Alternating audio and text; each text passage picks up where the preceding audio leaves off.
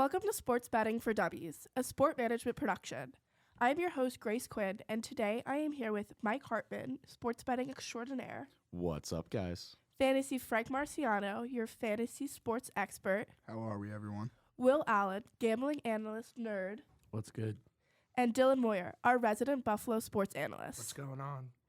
Today we are going to dive into the very exciting and rapidly growing industry of betting and fantasy sports. We've got a lineup that's sure to keep you on the edge of your seat. But first, I would like to introduce you to our sponsor. We would like to thank DraftKings for sponsoring today's episode. Whether you're a sports bettor or a fantasy league fanatic, DraftKings platform has you covered. With a seamless interface and various ways to gamble, they bring the thrill of sports right to your fingertips. Here's a special offer for our listeners. Use code SPM345 during sign-up to receive an exclusive $15 bonus bet for your first wager. Don't miss out on this opportunity to win money and elevate your game experience. Before we begin, if you or a loved one is struggling with a gambling addiction, reach out to 1-800-GAMBLER. This hotline is the #1 helpline for gambling issues. You can receive confidential free help from public health agencies to find treatment and information. I would like to pass the floor to our sports betting extraordinaire Mike to tell us a little bit more about what sports betting really entails. Thanks for the intro, Grace. For this section, I'll be talking about the ins and outs of sports betting. Some of you may be asking, what exactly is sports betting? Sports betting is the wagering of money on sporting events. Whether you're just a big fan or want to put some excitement into a boring Thursday night football game, there's always a few things you should know before you get started. First, what kind of betting is there? Depending on your state, sports betting may or may not be legal, so make sure it's legal in your state before you register. Sportsbooks create betting lines, which can be seen as a spread, money line, team total, and player props. These lines are based off of predictable sports models that simulate the games before they happen. The sportsbooks will take these predicted results and generate the betting lines out of it. There's two different types of odds which tell you the value of the bet that you're going to place. There are plus odd bets, symbolized with a plus symbol in front of the line, which typically means they're the underdogs, and minus odd bets, which are symbolized with a minus in front of the line, which are the favorites to win the bet or the game. A plus odd bet means that you're going to make more than what you place on the bet. For example, if the betting line is plus 150, then on a $10 bet, it'll return $15. On the other hand, a minus 150 bet of $10 would only pay out $6.67. If you're feeling extremely risky, you can parlay these bets together. This means that you're combining the odds of multiple bets into a single bet at boosted odds. Let's say I wanted to play 3 teams to win a football game. The odds from the teams that I pick are mathematically added and multiplied to give me a plus odd bet. However, every single leg of this parlay must hit, or you will lose the whole bet.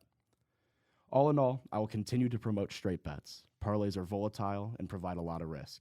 With my own betting history, I found the most success in placing straight bets. Thanks for sharing, Mike. With our understanding of the basics, we can really get into more nitty-gritty stuff. Over to Fantasy Frank, our fantasy sports expert, to tell you about the fantasy sports world. Thanks, Grace. Well, right now, gaming within sports isn't really that solitary activity it used to be, Today it kind of feels like it's more about the connection and competition, and I think that has a lot to do with certain free-to-play games. Whether you're a fantasy sports fanatic or even just a sports trivia wizard, these games have been designed not just for entertainment, but also as a means of bringing fans together. The fan engagement that comes from things like fantasy sports is actually what's so extraordinary to me. Things like group chats that are formed either inside or outside the apps bring fans and friends together, sparking conversations as well as friendly rivalries. Additionally, though, fantasy leagues with their roster choices, strategic waiver wire pickups, turn regular spectators like us into team managers, which is a bonus, and I think fosters a deeper connection with the sport that people love to watch. It's not just about cheering for your favorite team, though. It's about building your dream team, making strategic decisions and outsmarting your friends.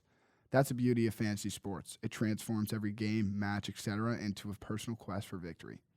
Some of the most common fantasy sports apps include ESPN, Yahoo. These are really the full season leagues where groups of friends battle each week until the end of that particular sports season. I don't know about everyone else here, but I'm in 3 fantasy football leagues, and it's awesome. People don't always enjoy having to manage so many teams, but I think it's very fun. I have a league, with my friends at school, at home, and even a really competitive one with my cousins. It's the friendly competition and banter that goes on throughout the season that really makes it so enjoyable. fantasy has just been such a fun way to connect with family and friends that I'm not able to see every day. How are your fantasy teams doing, Frank? I'm still in the playoff race in one of them, but I got knocked out in the other, and I'm under 500 in both leagues, so it's been a tough year. Where'd you go wrong?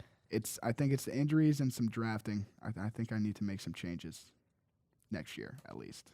Thanks, Fantasy Frank. Off to our gambling analyst nerd, Will Allen, to let us know where this industry is going. So the big question is, what's next for sports gambling?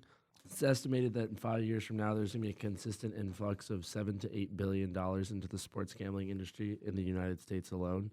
That figure increases to $144 billion when you go look at it globally, which is a massive amount of money. According to the Nielsen study, a complete legalization of gambling across the United States would increase the NFL's revenue by $1.75 billion.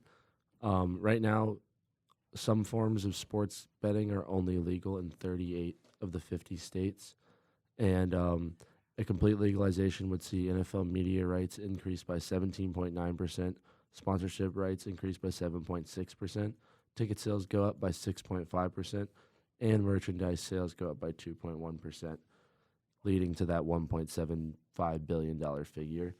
This sounds great on the surface, but you have to be aware of just the morality of the situation with the NFL having scandals in the past, as they're well known for doing, and as well as generating negative PR. Just recently, they fired the Dolphins camera guy who was doing nothing more than just a harmless celebration with Tyreek Hill, and they got a lot of pushback for that, and it was well-deserved. But another thing that could even open up more monetary possibilities is the possibility of crypto and betting on the blockchain. Currently, there's $1.68 trillion in crypto that's just sitting there. That's untapped for the legal sports gambling market. So that's always interesting and could lead to more sports gambling across all sports, not just football. I'm going to pass it over to Dylan, who's going to get his favorite bets in for football this weekend. Thanks, Will. As your resident Buffalo sports analyst, I have a few exciting plays to look at this weekend. My first big play of the weekend is the Buffalo Bills going into Kansas City. The Bills have been struggling as of late, but look to bounce back as they make a playoff push. I'm looking to take Bills money line at minus 105. Money line meaning the Bills will need to win the game outright. My next big play is with Buffalo Bills and Kansas City Chiefs being two of the highest powered offenses in the league. I love the over in this game. The over has been set at 48.5 points for minus 115 odds. The over means that both teams will have to have a combined score of at least 49 points for this bet to win. A couple player props I like in the game are Josh Allen anytime score. This should mean Josh Allen will have to have a rushing touchdown during this game.